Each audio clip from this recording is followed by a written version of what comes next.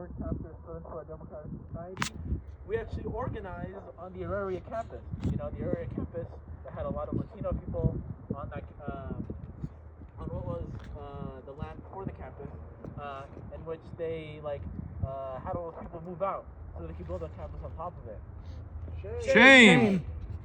Currently, our campus between the University of Colorado Denver and Metropolitan State University Denver is 40% Latino people.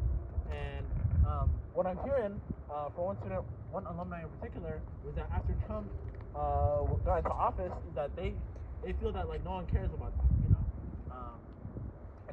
And I want to say that that's really messed up, you know. Because when you see ICE working with their area, when you see ICE working with APD, you know, it's like we're talking about community control. They can't even follow the laws that this racist system puts on them. That's right. So, shame. You know, so we have to ask.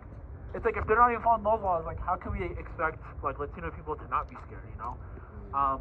And I wanted to say that I just said a lot of kind of depressing stuff, but one thing that I always remember is a quote from Frank Chapman. He says, "Our oppression is not our fault, but to fight back is our responsibility."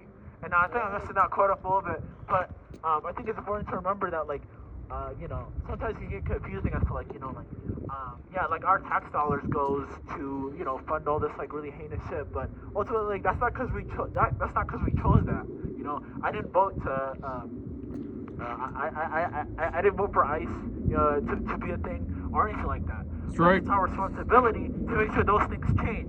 It's our responsibility to make sure that we can work with as many people as possible to make this change a reality. You know, so yeah, that's why I'm out here. That's why I organize on our campus, because you know, if we don't do anything, then who's going to do it? You know. That's right. You know, that encampment last semester, or 2 semesters ago, was not just going to set up itself. You know, we have to go out and change that. And we saw what happens when you know, when it's people versus the police.